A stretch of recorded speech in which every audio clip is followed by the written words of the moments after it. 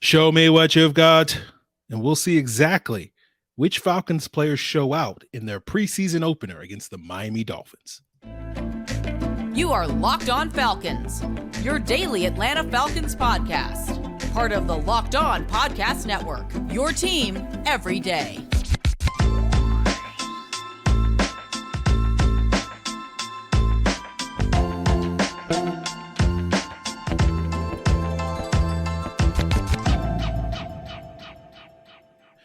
So, guys, welcome back to this illustrious Locked On Falcons podcast, your daily Atlanta Falcons podcast, part of Locked On Sports Atlanta, your team every day.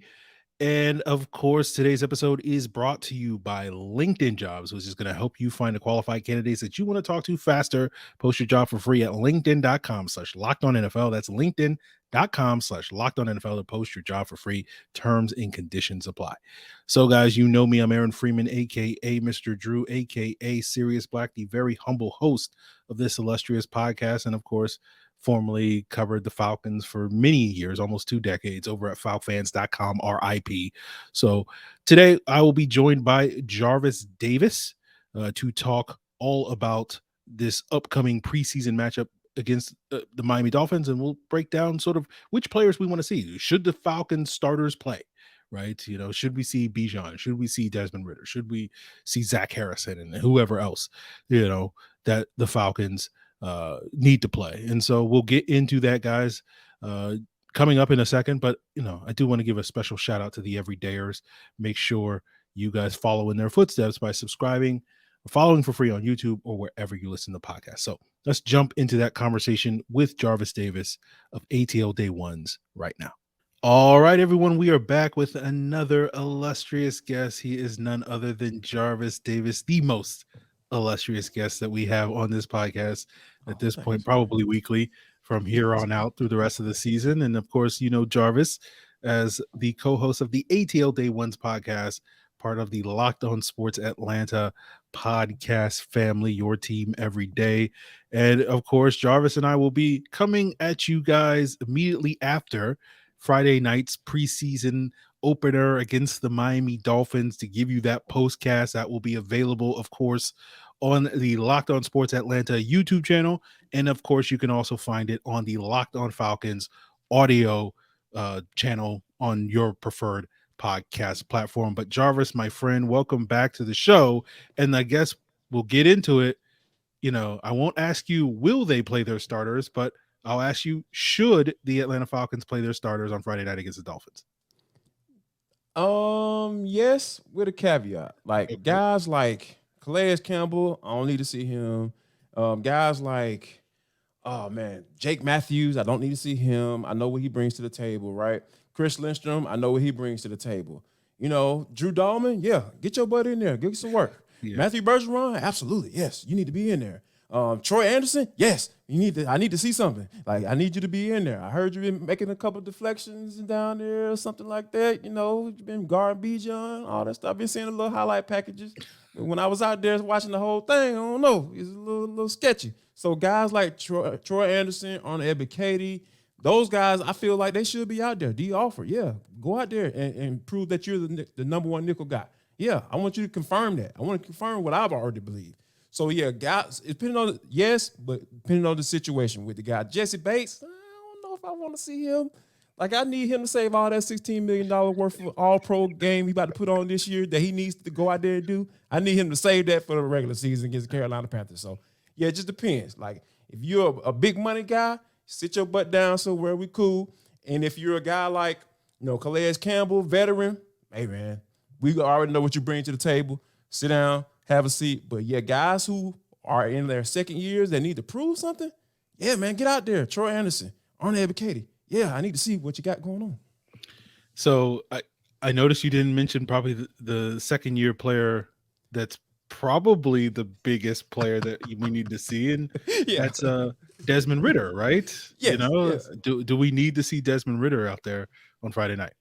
I don't know if there's necessarily a need, but I would like to see Desmond Ridder, because here's the thing. Like, we only saw him for 4 games last year. I think a series, maybe 2, would be, get some rhythm, get out there, get the starters in there and everything like that. If you want to run Jake Matthews and Chris Lindstrom, like I mentioned earlier, like if you want to run those guys out there, like let them be with the number one quarterback who's going to be a QB1. So I think that I feel like it's good though that we've been hearing some pretty good things out of Miami about how he's been conducting the offense down there, just from a schematic standpoint, like really having a good understanding of what Arthur Smith is trying to do when he's calling plays. So I would like to see some of that. And I feel like Desmond Ridder is a young guy, man. Like he's not like a 4 or 5 year starter. Like this guy had 4 games last year. It's okay. At least get him at least one series if you don't want to put him out there for an extended period of time. Like, yeah, I understand you want to use Taylor and Logan Woodside and all that stuff. I know he's going to play a lot. Woodside, that is. But I would like to see that the entire group together, sans Kyle Pitts, because we know Kyle ain't playing. Like, what time it is with that. Yeah. I would be disappointed if we don't get at least a series out of Desmond Ridder. Yeah. Right. Like he's not made it to that level yet to be like, oh, well, he doesn't need to play in the first preseason game. Like, no, man, you young, bro. Let's go. Yeah. And like, this is different from, 2 years ago when it was like Arthur Smith is like, I ain't playing nobody. But he was like not saying that he was going to do that. He was just kind of like, we'll see. Like he said, he's gone on the record saying they will play. So if they don't play this week, then it's like, okay, well, I guess they'll just all play next week. And like, I'm not going to sit here on the podcast like I did 2 summers ago and complain about not seeing guys in preseason. But it is one of those things. I agree with you, Jarvis. Like, I understand though. I get it. I get why. I want to see you guys play too. Give the people what they want. Like they want to see. Exactly, man. Come on, man. And as you mentioned, like there's a couple of starters, that nickel cornerback job, that left guard spot. Like you want to evaluate Matthew Bergeron. And like you don't need to have the other starters play to evaluate Matthew Bergeron. You can just play him absolutely not, regardless. Yeah. And the same thing goes with like Dee Alford and some of these other guys that you're talking about. But it would be nice. It would be nice to see how they look with the other guys that are going to be playing with them during the season if they're going to be starters. So like I would love to get a series. So to answer the question, I think they should play at least a series. Just even if it's just a taste. Like just give me a little taste, I just want to get a little taste, you just give me a little taste of Bijan and then like, whatever. I'll do it. I knew it was coming. Just give me a little taste. It took us too long to get to Bijan. Yeah, I just Mr. Walk on Water got to be in this conversation now. So like, I just want a little taste. That's all I want. I don't again, I don't need you to go out there and play like 5 series or anything like that. No, of course not. Yeah, just give me a little taste. Just like that's all. That's all. Here's what I want to see. On the game, like, and I don't even care who does it. I want to see the quarterback go to the ground. I want to see a sack.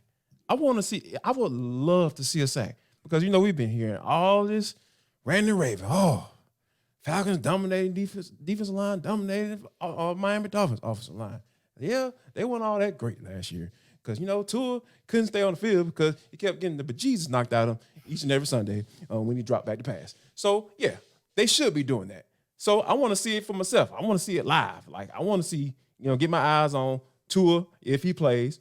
Get him on the ground, or whoever plays, Skylar Thompson, whoever, like Mike White, whoever. Like put him on the ground. Get the quarterback on the ground because that's what I feel like is going to take this defense to the next level. When you're talking about Ryan Nielsen being his first year as a defensive coordinator, I love the aggressiveness that I've been seeing, with that in that DB room. And I just think that defensive line, they need to match that. And I think that Ryan Nielsen is going to make sure if you're not bringing that, you're probably not going to be playing a lot this year. So I think that, I want to see what that defensive line looks like when there are live balls flying. Yeah, definitely. So we'll talk a little bit more about some of these position battles and some of these players that we want to get eyes on, getting into a few more specifics as we continue today's episode, guys, here with Jarvis Davis. Now, we know that the Falcons and NFL team success is based off the sort of team members that you put around your quarterback. And maybe you're a small business owner or a hiring manager, and you also know that the same is true for your small business. And it's easier for you to find the right team members than going out there and sweating it out in the Georgia heat. And you can just go to LinkedIn Jobs, where you can quickly attract and hire the qualified candidates by matching with the people who have the right skills, the values, and experiences that are going to help you achieve your goals. You could put your free job post in front of over 800 million people in minutes and find those most qualified candidates with LinkedIn Jobs. It's easy to screen and rate applicants based off of the job qualifications you're looking for, all on one platform. It's why small businesses rate LinkedIn Jobs number one in delivering quality hires versus their leading competitors. LinkedIn Jobs is going to help you find the qualified candidates that you want to talk to faster. Post your job for free at linkedin.com/lockedonnfl. That's linkedin.com/lockedonnfl to post your job for free. Terms and conditions apply. So getting into it here with Jarvis Davis of ATL Day Ones, we talked about a couple of guys that, you want to see Ridder, you want to see Bijan, you want to see some of these guys competing for roster spots. We talked about Matthew Bergeron, right? And you sort of talked about that pass rush. And Arnold Ebiketie one of those guys, right? Zach Harrison's one of those guys that, for me, and I said this on yesterday's Locked On Falcons, that I'm gonna be mostly focused on the first year guys and the second year guys, piggybacking somewhat of what you're saying, Jarvis, because some of these established players, we know what they are. We know what Jesse Bates is. We know what Grady Jarrett is. We know what Jake Matthews is. They played in the league a long time. Yeah. Right? I don't need to see you to know that you're going to be ready, because you've been doing this over and over and over again for half a decade, if not a full decade. And in the case of Calais Campbell, 35 years, it seems like you've been doing exactly. Yes, it's been forever. So I don't need to see those guys, but these first year guys that have never played, like Matthew Bergeron, Bijan, etc., Zach Harrison. Yep. And the second year guys that have a lot to prove, like an Arnold Ebiketie. I want to see those guys, and especially Ebiketie, because he hasn't generated the sort of buzz that you want him to generate in training camp. And again, that here on this podcast, we don't talk about practice, but it is one of those things. If he gets into the game and he's doing stuff, then it's okay, yeah, this is why we don't care about practice. It's about what you do in the game. Yeah. So you kind of want to see, is there anybody else in that front in addition to Harrison and Ebiketie that you're eager to see, what Ryan Nielsen has to work with this year? Wow, man, I'm interested to see, and we talked about this on our show today at ATL Day Ones, is the fact that, you remember DeAngelo Malone? Who? I've never heard of him. Okay. He used to play, he was drafted in the third round last year for the Atlanta Falcons, ironically. And that was the pick that the Falcons got from the Colts. Because, they traded Matt Ryan. You remember that? Oh, they traded Matt Ryan? Yeah. They traded him, and they got a third round pick in return, and they used it on DeAngelo Malone. He kind of been not visible. So, that's what I'm at my own. I'm trying to hey, are you going to play? Where you going to play?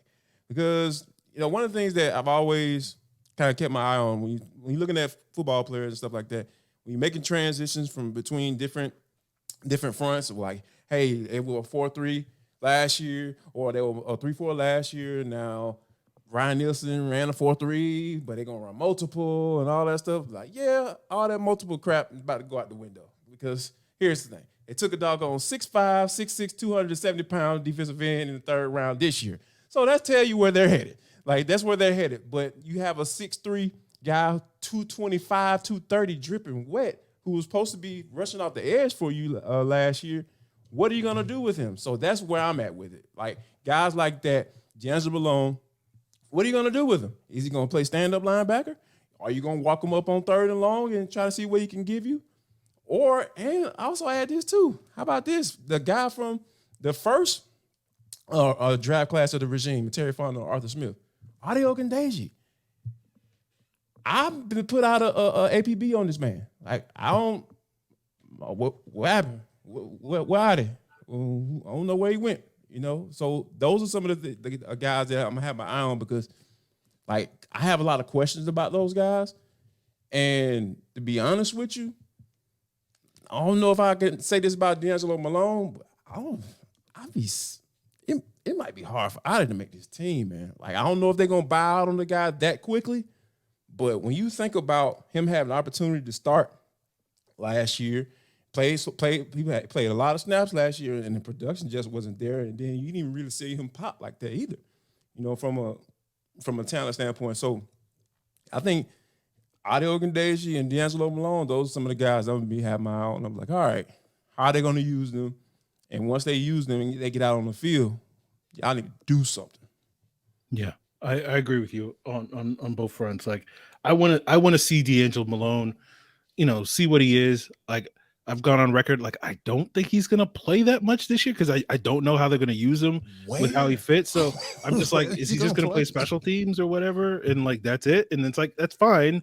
I get it. But, like, they should be deep enough that they don't need him to do more than that. But, it would be nice. It would be nice, if you could be like, hey, this guy who's like our 8th guy in our rotation that like barely plays, like he's also like 4 sacks this year. Like, he's real good too, Yeah. So I don't know if I evaluated him talent from a talent evaluation. Like, on the opposite end, like I'm going to be paying a lot of attention to the offensive line depth because like it feels like there's like 6 guys we know are going to make it, right? The 5 starters. I'm including Bergeron among the 5 starters. Matt Hennessy, whenever he gets back, those guys are locks. We want to see what Bergeron can do. We want to see what Dahlman can do. We're hoping Caleb McGarry doesn't drop off, the face of the earth, and plays like he did last year. And, we can continue vacationing on McGarry Island. And it's a lovely resort, right? It's a lovely resort. Of course, yes. Yeah. Cameron Jordan bought it. You know what I'm saying? So I want to see what those guys do, but at the same time, like I have no idea what this depth situation, like their depth situation worries me a little bit. And like who on this roster is worth keeping? Because I've been talking about how like they might be looking, especially at that swing tackle position where they have like no experience, and Jalen Mayfield moving to the right tackle spot, and like I'm like, is anybody on this depth chart like worth keeping, or are we going to bring in like 3 new backups or something like before the regular season? So that's definitely something I'm going to be keeping my eye on in this preseason game. So here's the thing, I really feel like Arthur Smith is praying and hoping that Matthew Bergeron like solidifies himself in that spot, because here's the thing. Matt Hennessy is going to be your backup center and your backup guard. If Drew Dahlman goes down, you can slide Matt Hennessy right up in there. If Matt Bergeron, God forbid, blows out an ACL, you can slide him in that left guard spot. But if Jake Matthews and or Caleb McGarry, dare I say, if they get hurt, you mean to tell me Jalen Mayfield is going to be the guy to step in? I think that's one of those situations where they are mining who's going to get cut, or is there going to be please let there be a salary cap casualty somewhere around here, or a tackle who wants to come back and play, and he doesn't mind being the emergency tackle, breaking cases of emergency tackle. Like, hey, give me $3-4 million, I'll take that. Sit on the bench. Hopefully those guys stay healthy, and we'll keep it moving. But I think I think your concerns are so valid, because like when you get past that first offensive line with Matt Hennessy included, we'll throw him in there as a 6th starter. Like, it is slim. You talking about Tyler Vrabel? He's going to be the swing tackle. He was up here making Zach Harrison look like doggone, you know what I'm saying? Aaron Donald out here coming off the edge, man. Like, this man putting in folks' laps and stuff. And they just they're walking through out there. Like, for real. Like, you really want to be serious about it. So, yeah, I think that is a good concern to have, and I think that Terry Fontenot and Arthur Smith better be minding those roster cuts when those get ready to come down. And I wouldn't be surprised if we see 1 or 2 names that we haven't been seeing in this 90-man roster so far. Yeah, definitely. So we'll wrap up here with Jarvis Davis in just a minute, and maybe talk some other battles that he's got his eye on for this preseason game that we may or may not be talking about on that postcast immediately after the game. So make sure you subscribe to Locked On Sports Atlanta so you can get that postcast immediately. And while you're there, go check out ATL Day Ones with Jarvis Davis and Tanisha Batiste. Check out Hitting Hard with John Chuckery. Chuck's always got some spicy take about the Braves or the Hawks or something like that. Yes, he's like, okay, what's he gonna go on a rant about today? Like, it's like, okay, let's get into it. So always worth your time there. Check out Locked On Sports Atlanta on YouTube and of course wherever you get your podcast.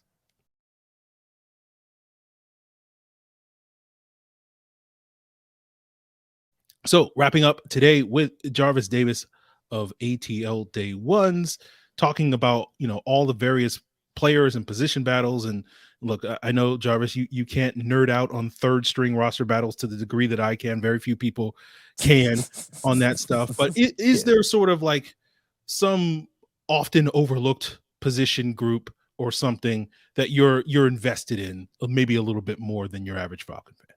I would probably say it have to be corner, right? At this point, you think about Clark Phillips and what he's dealing with, he's day-to-day, and then Jeff Okudah is that, by the way, that has to be the Vegas injury report. He's going to be back at early on in the season. What does the early on in the season mean? Like, it's 17 games, so it's game 8. Is that considered early? It's not necessarily halfway through the season, so it could be still considered early. But I think that's the position that I got my eye on. I know a lot of people saying that, hey, we got depth. All right, cool. Yeah, you do have depth, but who can play? Like Tre Flowers, is he going to be the guy to step in? He's big cone, like 6'3", 200. Yeah, big boy. He can put in some work, but going against guys like little cockroaches like Tyreek Hill, like, you know what I'm saying? Like, they're going to give you that work. Like, that's just how it is. Like, just from a size and athleticism standpoint, like, yeah, man, you're going to lose that matchup more than likely if they got you one-on-one. More than likely or not, you know what I'm saying? But that's one thing about one-on-ones people get a little crazy about. But anyway, but I think that's what I'm having my eye on. And I'm also interested to see, when I mentioned earlier about Dee Alford, taking on that nickel spot and saying, hey, this is my job. This is my job to move on. What does that mean for Mike Hughes? Is Mike Hughes going to say, you know what? I got some experience on the outside as well. So I think that Mike Hughes being able to fluctuate between those two, and then Tre Flowers, because that was the first guy that they put in once Jeff Okudah went down. I was actually out there when he got injured. So I think that those two are definitely going to get a lot of playing time on Friday. Tonight. And when you think about Clark Phillips, like, we'll find out how injured he is by whether or not he's going to be playing tonight against the Miami Dolphins. So, yeah, that's something to definitely keep an eye on, that cornerback spot, because, like you said, they have bodies. It's just a matter of who's going to show up to play. Yeah. I think I like that you brought up the cornerback position, because, we talk about who's going to replace Jeff Okudah. And it's like this idea that the Falcons, with Jeff Okudah, they were going to play a lot of press man, right? They got these big corners and AJ Terrell and Jeff Okudah, and you want to get physical with those guys. You got Chrissy Pates sort of patrolling on the back end. And so you could play that style of football. And so that leads me to believe that's part of maybe the reason why Tre Flowers is kind of the first guy up, because they want to play that style of football. Of course. But, no offense to Tre Flowers, but I've watched Tre Flowers play, and I'm just like, I don't see a starting NFL corner. Like, Seattle couldn't make him. Yeah, make it work, like Seattle couldn't make it work, and like they make it work. They did a whole decade of turning those guys into good corners, and they made Brandon Browner like pretty doggone good. Maxwell, our favorite Philadelphia Eagles corner, right? He was awful. He was so awful when he got out of that cover 3 system. Oh my gosh, what? Oh, so like. I look at Tre Flowers and I'm just like, yeah, I feel like this is going to be Mike Hughes' job at some point, right? Yeah, I won't be surprised at all.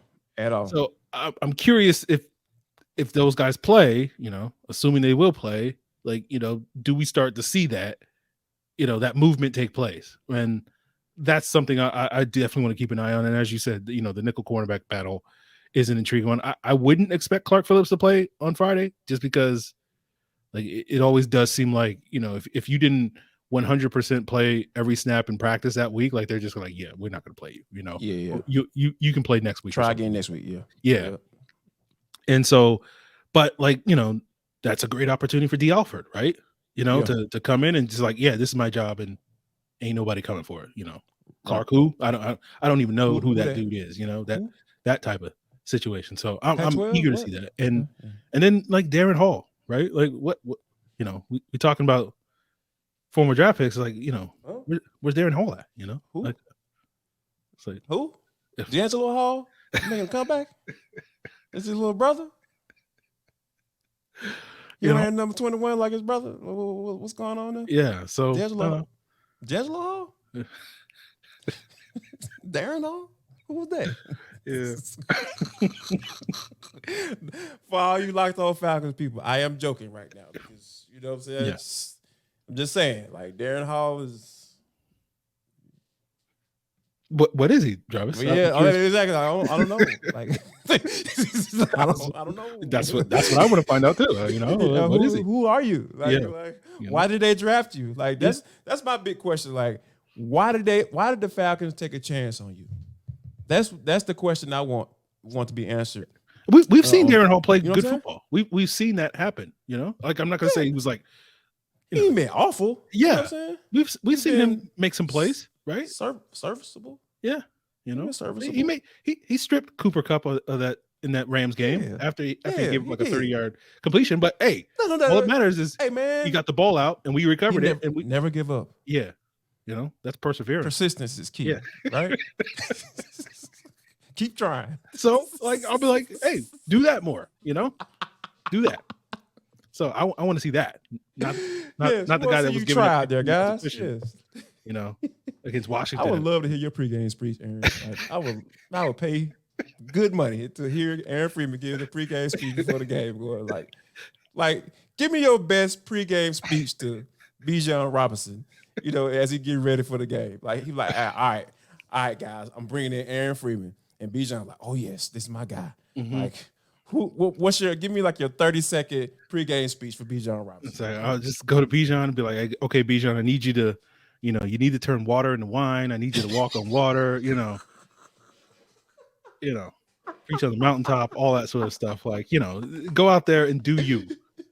All right, you see any babies, kiss them, save them. You know, lift up some school buses over some children. Get the cat out the tree. You know what I'm saying? Yeah. Before you run the end zone. Yeah. You know, do whatever you got to do.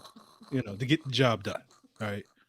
You know, you got to put on a show. Okay. Oh man, like we don't expect you to just, you know, get 3 yards in a cloud of dust. Like, you know, right. I need you. And you got to make Jarvis wrong. Yeah, make Jarvis wrong. Most importantly, make Jarvis look bad. You know, for being against drafting you. You know what I mean? Like, yeah. I'll never forget when I first met that dude. Man, I was just like, why did I not like this dude in the first place? This dude is an amazing human being, dog. Like, talking to some people in the building up at Flowery Branch, they love this dude. And it's real. It's real. Like, whatever, walk on water, turning water into wine, like, that's real. Like, that dude is legit, man. Like, you know, I ain't on that level yet. I ain't got there yet. You know what I'm saying? Well, you just got to get that taste. You just got to get that taste, man. That's all we need. We just need. That's it, man. We just need a little taste of Bijan. Like, that's the new dope. Like, that's the new dope in Atlanta. Like, I promise you. Like, that's the new blue magic, man. We need some of that blue magic. That's what we're gonna call it. We need some of that blue magic, Coach. I'm gonna ask him that too. I'm like, Coach, why we ain't getting no blue magic? That might be my last day at Flowery Branch, but you know what I'm saying? I'm gonna ask the question. When you gonna give some of that blue magic, Coach? That's all I need to know, man. I ain't got nothing else for you, Jack. Yep. There you guys have it. New dope in town, man. Let's see. Let's get it. I need to see it. We'll see. We'll see what we get. Get some of that blue magic. You know, we get our fix on Friday night. We need it. We need that, man.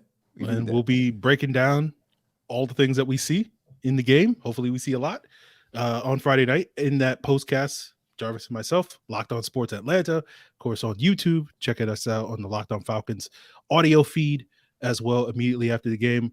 And for those of you, I probably won't do a Locked On Falcons show after the game. It's just like, I ain't staying up till like midnight doing the show. I'll just probably wake up Saturday morning and do a show then, if you want to get my quote unquote rapid reaction to the game after probably rewatching it Saturday morning. So look for that probably around lunchtime on Saturday or whatever the case here on Locked On Falcons. But if you can't wait that long, then of course got to tune in. Locked On Sports Atlanta, Jarvis, myself, we'll do that postcast and get you guys all geared up. Sort of the big questions. Jarvis, any parting shots, thoughts, things you want to share that you guys are talking about on ATL Day Ones? Whatever you want to plug here at the end of the show. Well, man, you know, the Braves are struggling with the Pittsburgh Pirates. I don't understand that one. Yeah. You know, like trying to figure that out. You know, we talk about that, try to make some sense of that. And of course, you know, obviously talking about some Falcons, man. Like we need that good dope in these streets. We need Arthur. It's time to serve the streets, man. Like, come on. We need it. We need that. Need to see that. Come on, man. There you go. I already paid my cable bill, so shoot. I already paid for it, so let's go. There you go.